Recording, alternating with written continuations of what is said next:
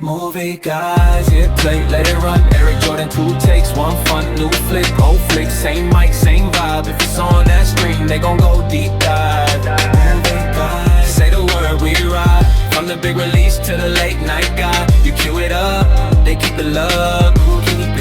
Movie guys, movie guys. Hello, everybody, and welcome to another awesome episode of Movie Guys Podcast. I am back, baby. I'm back from vacation. I missed it. I am so excited to come back and talk about The Bride of Frankenstein, or just The Bride. Eric, how the hell are you doing? What made you... I'm great, thanks. What made you want to do this movie, Jordan? Because I like Frankenstein. There are a few franchises in my life where I will always follow. This is one of them. I like everything Frankenstein. I don't want to go on a huge tangent. I just like everything Frankenstein. And to see Christian Bale as the monster and this woman who I do not know yet, but that trailer seemed great with the ink spots on her face, whatever the heck that was. I'm like, oh, this is Frankenstein's monster, 1930s gangster in Chicago? Sign me up. This sounds interesting. Kind of like a Abraham Lincoln vampire hunter kind of thing, right? It's like crazy. I want to see this. Yeah, I guess that's a good way of putting it. Abraham Lincoln Vampire Hunter just seems like... yeah, I guess it's kind of the same vein. Although I feel like this movie takes itself a bit more seriously, whereas that movie knows it's some ridiculous action movie. I did not know what I was getting into. I knew beforehand that the reviews were not friendly to this movie, so I did not know what to expect. I knew that the actors weren't really friendly with this movie. Even they were kind of like, yeah, it's a movie. Like, we did it. For the most part, they're just kind of move on to the next one. Yeah, it seems weird. Is this the movie? Let me double check, because I think this movie is right after Jessie Buckley won the Academy Award for Best Actress for Hamnet. Oh yeah, 100% it would be, because Hamnet came out last year. Yeah, as far as theatrical, yeah, she had a few other projects, like in a short and in a voice, but straight from the Academy Award to The Bride, which is funny because I know a few other actors have done ridiculous stuff just like that. Natalie Portman won for Black Swan. Yes. And then I think the movie that came out after that was Your Highness. Cuban Gooding Jr. won, and then he did the gay boat trip. Yeah, or boat Snow trip. Dogs. Yes, it happens. It happens. This Monique is actually did a remake. Precious, Story by Sapphire, and then did nothing else after that. That's true. Thanks, Oprah. The Bride is a remake from a 1980s movie called The Bride. Okay. And that's all they have in common is the title. So there's a 1980s movie called The Bride, which is like another like what if Bride of Frankenstein kind of scenario. But Maggie Gyllenhaal is coming in the director's chair of this one, and this movie was heavily edited because of the independent screenings from audiences. This movie was cut down. It was borderline on NC-17, allegedly, because of the violence. Oh, lame. So she had to cut a lot of stuff out. The biggest gripe that I'm hearing from audiences is that this movie's tone, it doesn't make sense. It is a serious movie. It's a gangster movie, but then it's trying to be Joker folie à deux, which I would say this is a better Joker folie à deux. If this was the sequel, I would have liked that. This is what that should have been. This is a wild-ass movie, Jordan. Yes, This it is this is And I enjoyed a wild movie. There has been so many times during and after watching it where I'm like, I don't know. Right. I don't know if this is a good movie or if it's a bad movie. I don't know. It's I don't. That's my review. Is I don't know. I don't know. Well, I don't know either. I mean, like this movie is very, PG-13 rating here. This movie is batshit crazy.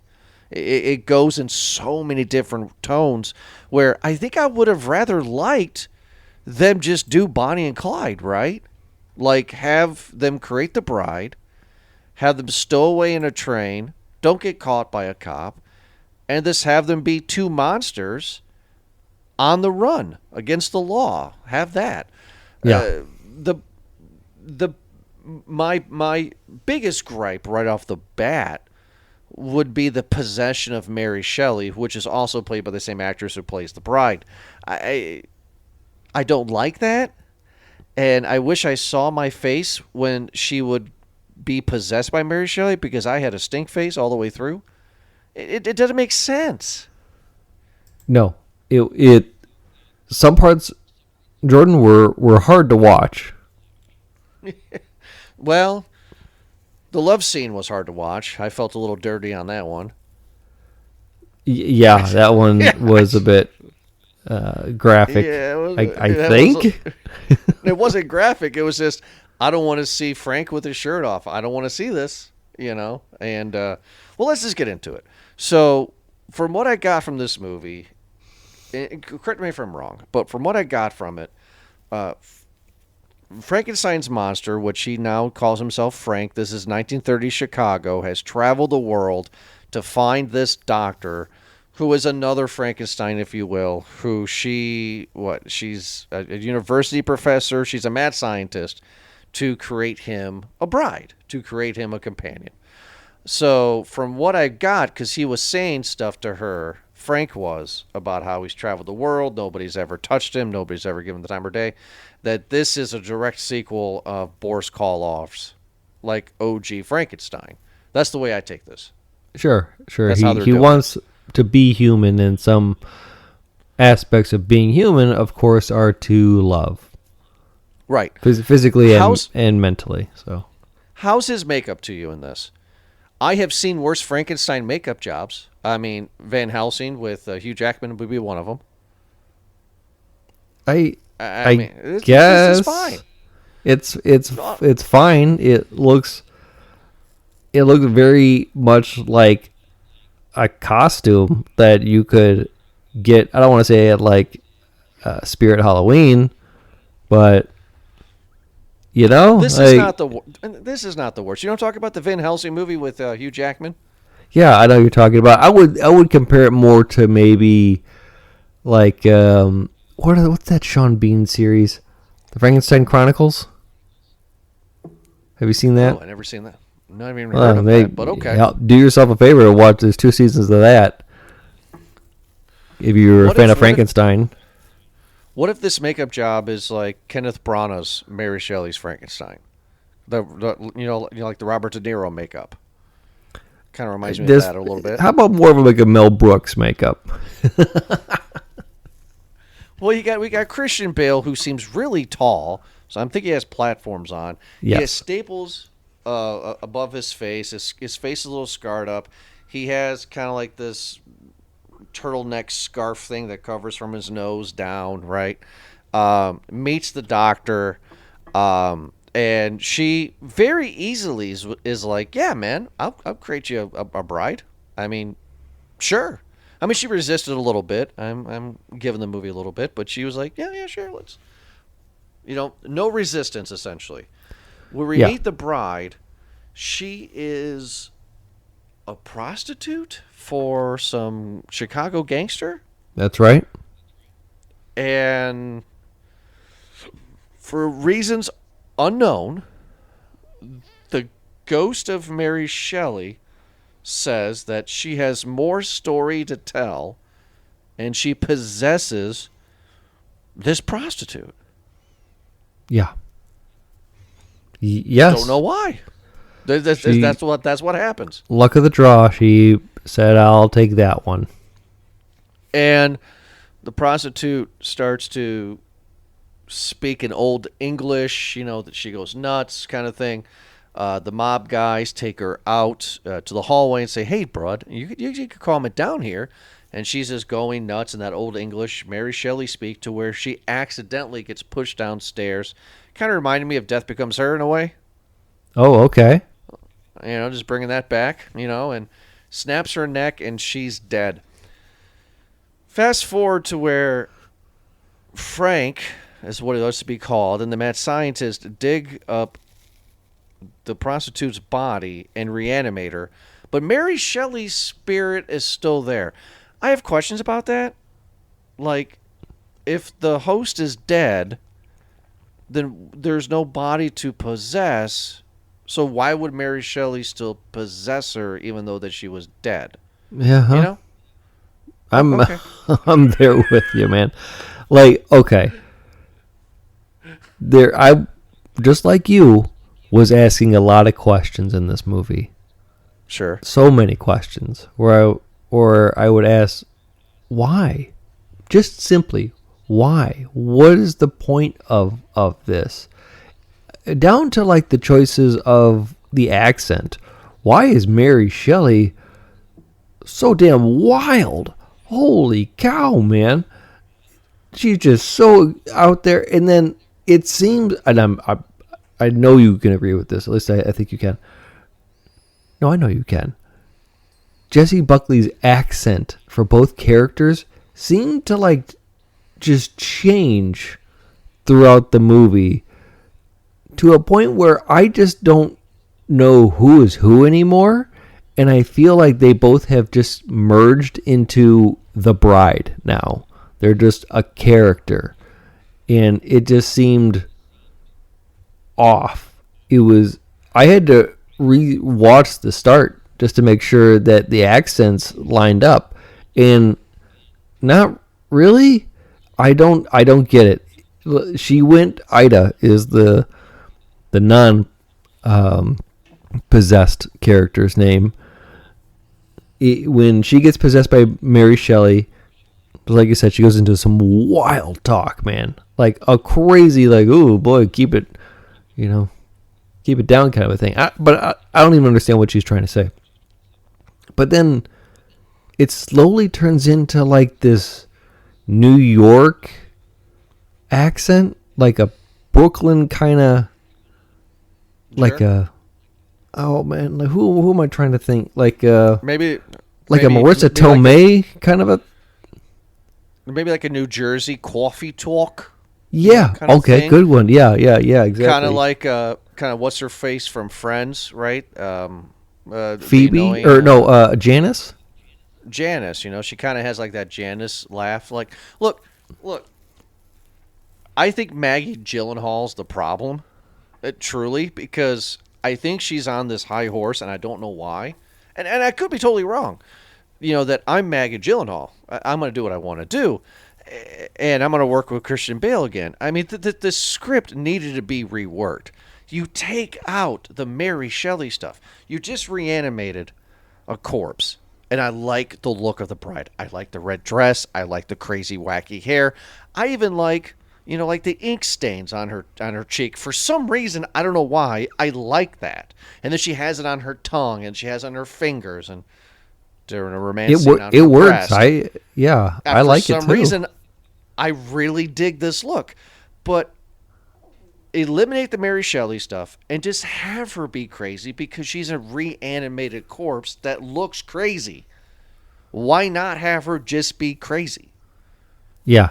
Get rid of the Mary Shelley stuff. That's one of my biggest problems with this movie. Definitely the beginning, because I think you're right. Because towards the middle and the end, they kind of forget about the Mary Shelley accent, right? And she's very coffee talk, and I was saying that I was asking a lot of questions, but then it got to a part in the movie where I just said, all right, hell with it. No more questions. Let's just go. And I think I started to appreciate what I was watching When are we going to get a movie like this? Like, this is such a out there movie that it's just okay.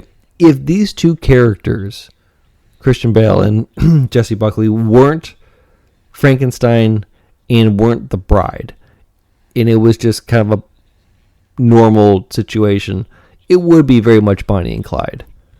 But because they're undead or reanimated, it adds this element of just like, wait, what? To it.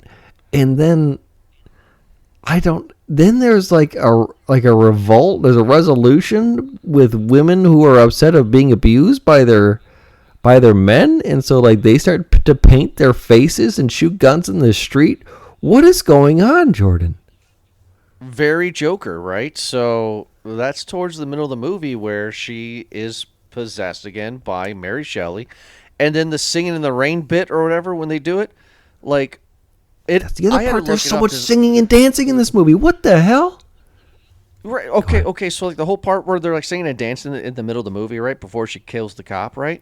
I'm just like I had to IMDb it because I didn't understand why all these people are singing and dancing. According to IMDb, Mary Shelley possesses all of those people. Yeah, that again, an answer you can only get by looking it up, right? Right. I'm like, why would she possess all these people? And then you get like this very Joker stuff, right? You get these women are tired of barefoot and in the kitchen. We're gonna go against men. It's like, where is this going? And I'm thinking this is gonna go somewhere, and it doesn't go anywhere. They just like show it doesn't for like 5 minutes, and that's it. Which I think the difference between this and I was thinking of Poor Things a lot. Because I remember when you and I tore that movie apart. And I would say that Poor Things is in the same ballpark as this movie. But okay. I think Poor Things knew it was a film, knew it was a director tour de France, like that kind of hoity-toity, pinky up kind of thing, Smug. And I think, yeah, there you go. And I think The Bride is just like, hey, we're going to put a bunch of crap in a blender and you're going to enjoy this smoothie. It's just going to be nonsense. Yeah. It really is because after The Bride is created, she gets her leg fixed, and then Frank takes her to a kind of gay S&M, kind of not bar. Yeah. Like just an underbelly. In 1930 Chicago. Yeah. Like this doesn't exist in 1930 Chicago. Or maybe it was did, like an alleyway bar kind of a, I don't know. Yeah. It was definitely just in the wrong side of town, just where the have-nots are partying and they're just going wild. They're going wild. And they're going wild on her. And Frank is just in there having his drink, and the waiter says, hey, man, you can't sit here all night. He goes, well, that's my wife. And he's like, you can't sit here all night, bud. And then this is where the Bonnie and Clyde stuff starts, right? You get these guys kind of like Joker, right? You get these random guys that are going to poke fun, harass, annoy our heroes, if you will, to where Frank brings out his inner Frank and just massacres guy. I mean, like, he doesn't tell a guy to bite the curb, but he has this guy's head in the back of the curb and just stomps the crap on him. It's great stuff. I like the gore in this movie. It's fun. Yeah. There are so many parts of this movie where I feel like is taken from other movies that obviously you couldn't relate or compare the curb stomping to American History X, right? Right. Here's another one for you, is because in this movie, Frank loves to watch the movies. His favorite actor is Ronnie Reed, played by Jake Gyllenhaal, which must be nice when your sister is the writer-director. And he loves this movie so much the Revolt of the Zombies, I think, or something like that. Or no, yeah. That he has seen it so many times that he is going to play out the movie. He's going to go to the scenes that are in the movie. He's going to do the things that he sees in the movie. Very much like Baby's Day Out. Where Baby sees the book, and Baby needs to go do the things in the book. I don't think Maggie Gyllenhaal had Baby's Day Out in mind, but you know what? How crazy this movie is? I'll go with it. Yeah. Look, there's a lot of people that are coming back together on this. You got Maggie Gyllenhaal coming back with Christian Bale. You also got Jake Gyllenhaal coming back with Peter Skarsgård. Keep it going. So Maggie Gyllenhaal, writer-director of this movie, also writer-director of The Lost Daughter, her first feature film, which also starred Jessie Buckley in this movie, The Bride. So they're reunited. Peter Skarsgård in this movie, married to Maggie Gyllenhaal since 2009, so there obviously been a lot of movies. I did not know that they were a couple. Yeah, they're a couple. I did not know that. Okay. So, yeah, a lot of star power in this movie. There's Annette Bening, who plays Dr. Cornelia, the lady mad scientist who brings the bride back to life. And then Penelope Cruz, who, despite being in the 1930s Chicago, still has a very thick accent and is the secretary to Detective Peter Skarsgård. Well, that we know of. Air quote secretary. Right? She's actually the detective, but because she is a woman, she can't be a detective. Makes sense for Chicago 1930s. Okay, I buy that. Yeah, exactly. Well, there was a bit of a campy scene at the end because Peter Skarsgård had to leave, right? He quit his job and he's like, right. I'll only resign my post under one condition, is that I get to pick who the next detective is, and he gives it to her. And there's the scene where the cop is just like, where Penelope Cruz goes into the scene at the end of the movie and she starts giving orders, and the cop's like, hey, wait a minute, who are you to give orders? And she's like, only detectives can come out here, and this is a crime scene. Well, what are you talking about, lady? Who's the detective? And she whips out the badge. She's like, I am the detective. Like it's some sort of microphone drop moment. Just like, wrap it up. I'm laughing so hard at the ridiculousness of this movie, and like that did not help. You and I had a conversation about this off air, and I was like, it'd be really hilarious because the only movie that we've given a large to all year has been the serious Frankenstein remake. And I said, wouldn't it be hilarious if this would be number 2? And you're like, I'm not giving this a large back. I'm not giving this a large.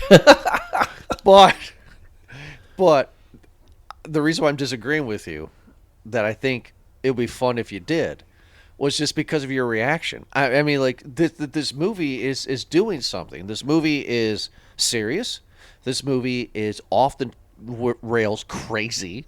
This movie does so many things and gets so many emotions out of you that why wouldn't this classify as a large? I mean, doesn't this movie deserve a the movie guys just gave this movie a large. Do we go back and look at this again? Or does this deserve a second look category?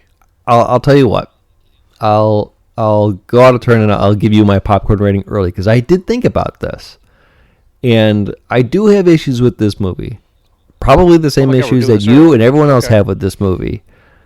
But I've already told you that because of how wild of a movie this is, there's a part where I just shifted gears and was like, okay, I'm actually kind of enjoying this. This movie's a bag of butter, Jordan. Oh, wow. This movie, for me, is a bag of butter. It's a movie where if somebody asked, did you see that movie? Would you recommend it? Like, I don't think I would, but I wouldn't.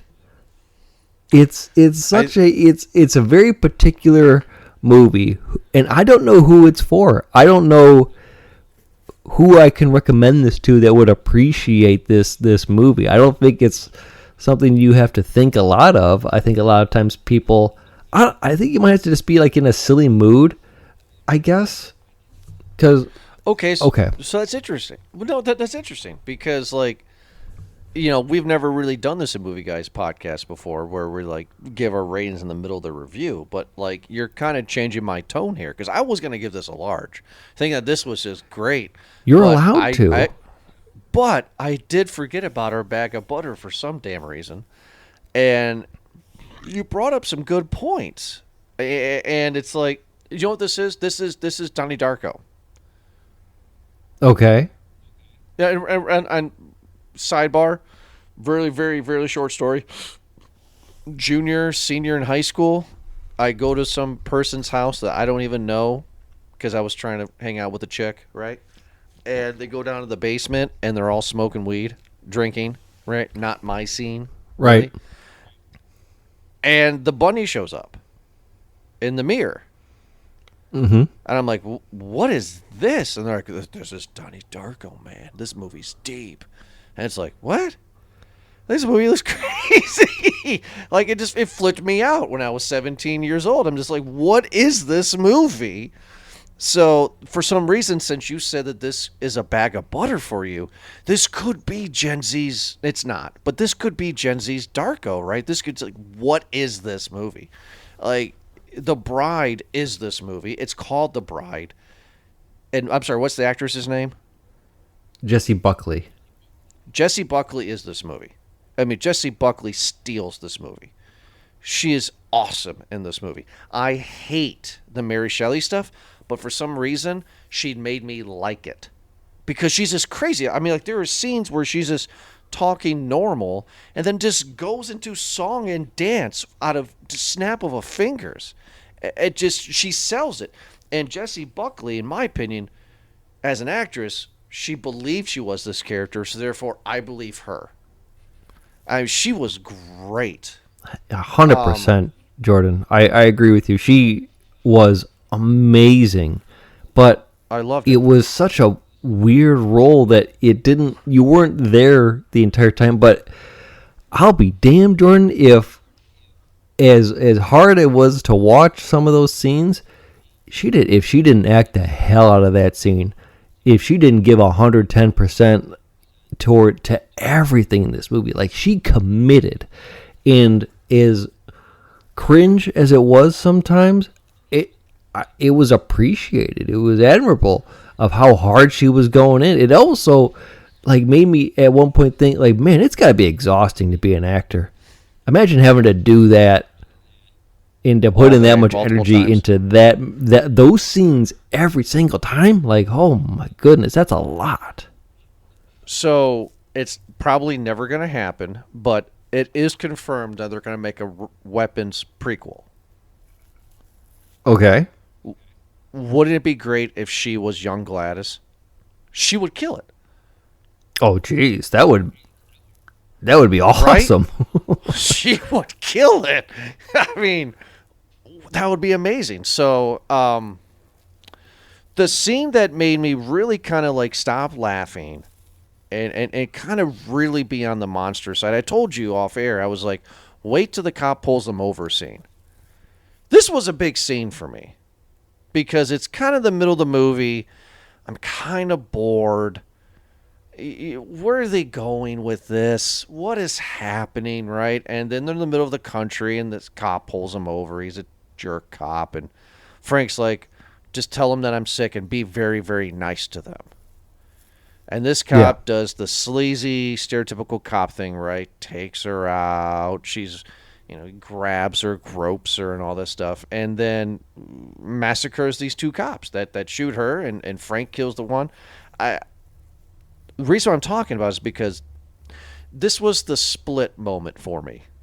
Not to go on a rant. And what I mean by that is when you and I reviewed Split years ago, James McAvoy has that scene where the camera is just solely on him. There's no cuts.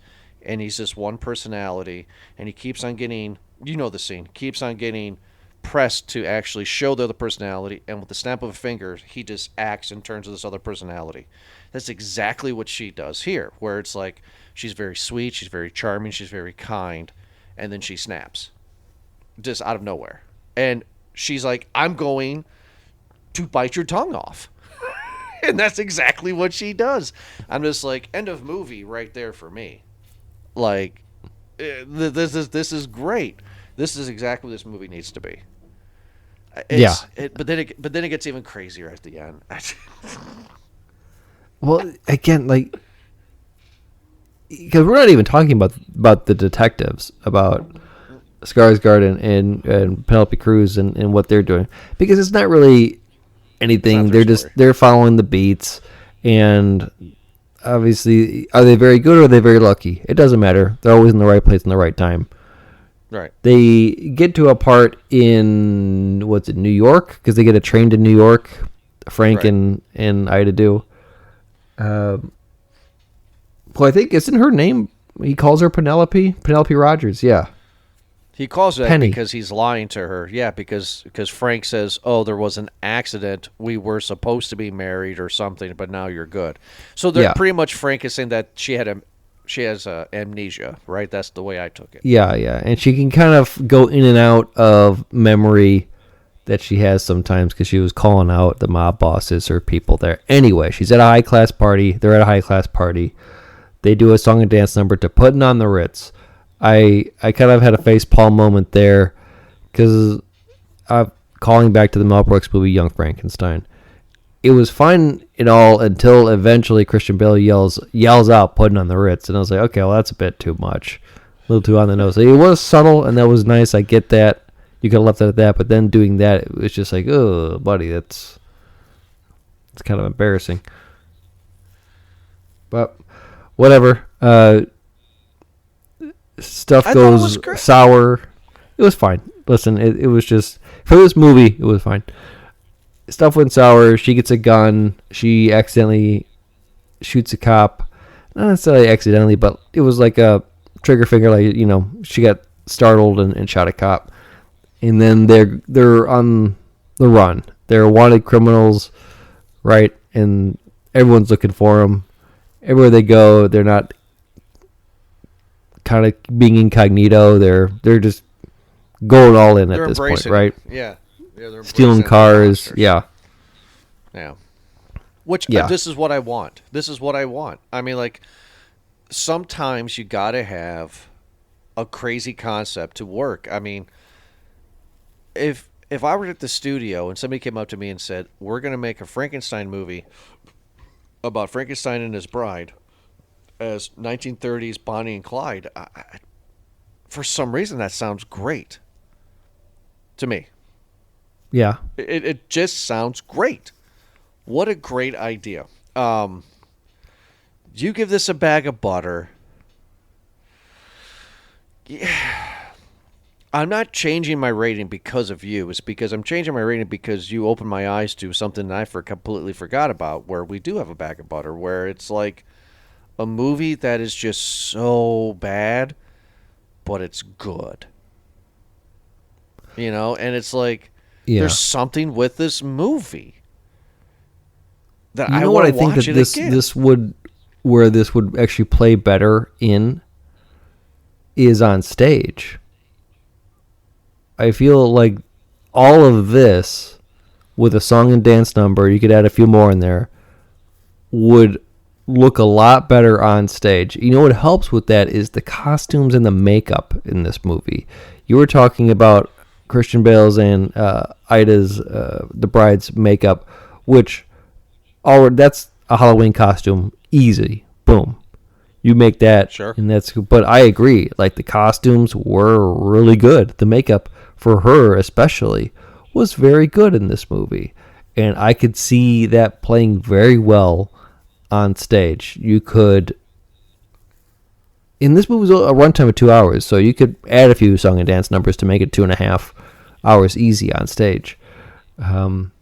It would just work, I think, and I think, be more inclined to see that wild scenarios play out on stage a bit easier than than they do in the movies for some reason. But to kind of show this movie's issue is that I actually felt those 2 hours though. I mean, like I was. Oh, really, I felt 3 hours, buddy. You kidding me? Yeah, it's like I don't know where you felt it, but like I press play, and I'm excited at what we're gonna get into. I had a stink face when she got possessed, and then after they created the bride, I'm liking this, right? But then I get a stink face again where these random women start shooting the streets up in Chicago, New York, for no reason. And then I go back to not having a stink face again. And then after the cop scene, I look at my watch. I'm like, oh my God, I got like 30 some minutes to go. Like, where's this movie gonna go at this point? I'm just done. I'm kind of checked out. Like, God, a bag of butter. That's an interesting review. Well, because there's another part. There's the gangster element of it too. There's Lupino, right? Yeah. I did like that scene in that whole thing. I did like the scene with the where the gangster's talking to the two dudes, right? And then the one dude just is so not with it, and he's just like, "Oh, you took out your gun, haha, pew pew," and the kid he gets shot in the face. Yeah, I just like this little things like that. It's like it's such a serious moment, but I was laughing, right? I just can I say this movie did get me a few different times, but there was one scene that got me in particular where I did laugh out loud. It was at the end. So they're on the run. They're doing all the stuff what you do on the run, right? Eventually, during one of the standoffs, and we'll come back to it with the detectives, they get shot. Frank gets shot in the gut, right? I think she gets. She doesn't get shot yet. And it feels kind of weird because like the guns that they have are like these little. It feels like these little pea shooters, like a cap gun. Pop, pew. Pop. Yeah. Yeah. And just like, oh, that was it? All right. Anyway, but I don't want to get hit by one of those. That's fine. I get it. It doesn't die immediately. Frank gets hit. He's bleeding. They go to the doctor to see if she can do something to revive him, right? But the detectives call the police there. They're all there. And the final standoff is Ida giving her big speech, and she's like full Harley Quinn at this point, you know. Well, yeah. Mister, what you doing? You know, the whole. It's like, God, jeez. Anyway, but like not one cops, not two, not three, but like a dozen or plus more. Just are jumping in there and they just open fire, pow, pow, pow, pow, pow, pow, pow, pow, pow, and the entire time Penelope Cruz is going, stop shooting, hold your fire, and it's just pop, pop, pop, pop, pop, pop, pop, just unloading. And then was there one cop in there with like a semi-automatic just unloading on her? Stop, and she's just getting, doing the more bullet dance just in her body, boom, boom, boom, right. Boom, boom. And it's like, this is so over the top. And eventually, like, they stop and she's like, as if like that's gonna make a difference. Yeah, bullet number 72 it made the difference there. But that part cracked me up. It was just so over the top. See, I mean, like, that's why it's hard, because it's like, part of us giving a large bag is like, did this movie get a positive reaction? And right there, you giggled. I mean, like, this movie did something good. So it's just like, that's where I'm struggling with so much. Is this one extreme or the other? Is this a bag of butter? For me, it's the other. It's the same part where when we did Bad Boys Ride or Die, or any of the Fast and Furious movies past 5, where it's just so like it's silly that I'm having fun with how silly it is. That does not make it a good movie. I had fun with it, but it does not make it a good movie. A movie like Pinocchio's Revenge, which is an actual movie, is not a good movie, but it's still silly fun. I get that. It's I keep on comparing the Hamlet 2 theory, where if something is so bad, it gets in. There is some entertainment out of it. It's enjoyable. Is this bad though? Yes. See, is it? I mean, that's the question that I'm still struggling with. Is this bad, or is this just so good that we're just not seeing it? I mean, this act. I mean, you said and you agreed, this actress is this movie, and I know Christian Bale's makeup wasn't that great, but that's not Christian Bale's fault. He did a good job as Frankenstein's monster. I'm not complaining about that. Like, I mean, I think everybody did their part. Christian Bale overacts so hard in this movie, and when doesn't he? And again, it's like that accent that he has is just his same accent, but with more gravel to it. And you think you're doing something different here, Christian Bale, but it's not anything. I don't know. It's no different than Batman. Thing. Where are the other drugs going? It's the same thing. Hi, my name's Frankenstein. It's the same thing. See? Yeah. So, I mean, but we love those movies. Yeah, because there's actually a story there. There is a story here. Look. You could somewhat make a story out of this, but they've abandoned a few other ones about this too. But there's so many questions, Jordan. What happens to the ghost? There's a dancing sequence at the end. I don't know if you watched any of that. No, is there through the credits? Did I miss that? No, I did not see that. Yeah. Well, it makes no sense that the ghost is even here because I would think in standard haunting possession stories, once the host is dead, then the possession stops, right? So it makes no sense for her. You're not missing much. The end is basically all the women who are revolting. They go kill the mob boss. Okay. That's it. They wrap it up.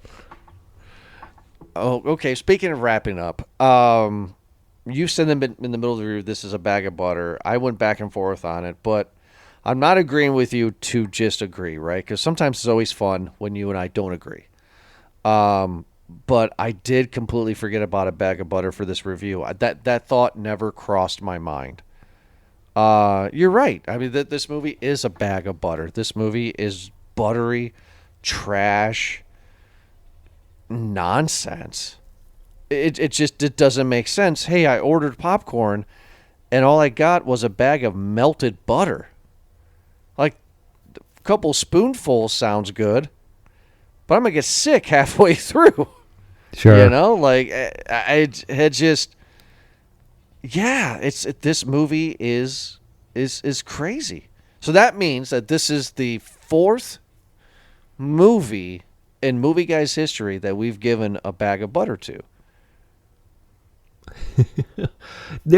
This movie will find its audience.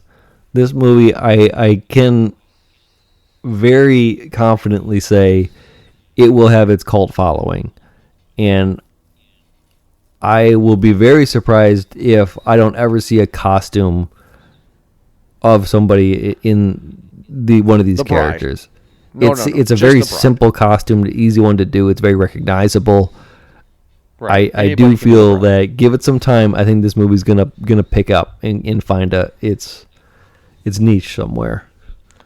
Do you think this is that this movie should be nominated for second look movie of the year for the Movie Guys podcast, or is that not? No.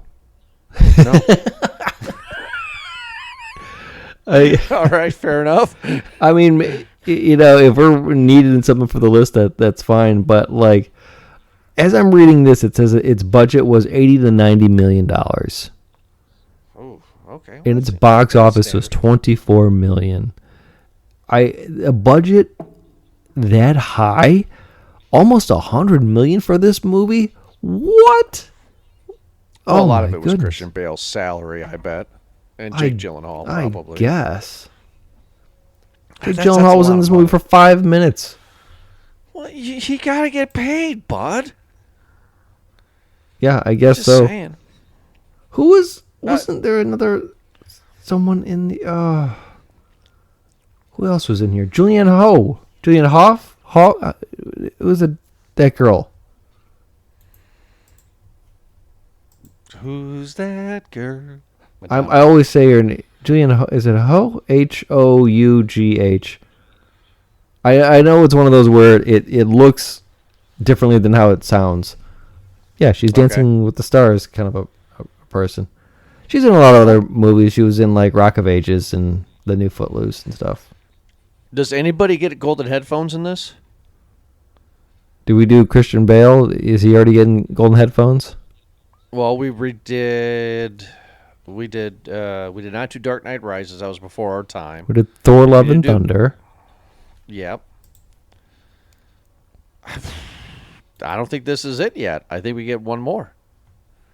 Hold on. It's either going to be him or Jake Gyllenhaal. I don't think it's going to be Annette Bening, although I can look her up as well too. Watching that betting, he's got like the golden headphones. Yeah, okay. The Bride. We did The Bride, and we did The Pale Blue Eye. Oh, that's right, Christian Bale. Yeah, so he gets the golden headphones. That is a movie that I completely forgot we reviewed. That was terrible. Yeah. Yeah, That was another Jordan special. He's been in a lot of great movies. So. Oh, of course, he's Christian Bale. Actress's name again? Who played the bride? What's her name? Jessie Buckley. This is our first time reviewing her, right? Yes. I think she's great. And if they do a Gladys prequel, she needs to be Gladys, young Gladys. I mean, she is somebody I'm going to watch. I mean, she's from this kind of character that she played, she's going to forever be a wacky, crazy, fun character. It'd be great if they made a Misery, and she was in the Kathy Bates role. I mean, she could play this kind of stuff. Oh, I think her career looks bright. I'm excited to see more of her. So yes, and as I'm looking at this, I think Jake Gyllenhaal is getting golden headphones too. The Bride, Roadhouse, and we did review Roadhouse. Yeah, I'm trying to think if we had done something else with him. I don't Oh, think Spider-Man: Far From Home. It gets golden headphones then. Yeah. We give out so many golden headphones and nobody cares. I think the actors that we give them to care. Yes, they do. Well, okay, so that's a wrap on The Bride. Eric gives this a bag of butter. He helped change my mind. This is definitely a bag of butter kind of movie. Like, this is crazy. I'm going to YouTube scenes again. I mean, this, for some reason, I can't look away. It's kind of like a NASCAR train, car crash. It's just like, what? Oh my God, cars can flip like that, Like I'm just like, this is crazy. I'm so glad we reviewed it. Listen, I'm glad that I watched it. I think if people ask me what's the most wild movie that you've seen in a while, I'm like, it was The Bride. It's The Bride. That's a movie, man. Like I don't know. There's other movies where I could say, oh yeah, that's it's a weird one. The Monkey was a weird one. Well, that Monkey was fun though too. This movie was, yeah, good point. The movie had its parts. So yeah. All right, everybody. Well, thank you so much for listening to this most recent episode of Movie Guys Podcast. You can check us out, Movie Guys Podcast, at podbean.com or wherever you get your podcast from. We're on that platform. Eric, thanks so much for joining me. And we'll be back next Thursday for another awesome episode. Have a good night. Movie guys, hit play, let it run. Eric Jordan, 2 takes, 1 fun, new flick, old flick, same mic, same vibe. If it's on that screen, they gon' go deep dive. Movie guys, say the word, we ride. From the big release to the late night guy, you cue it up.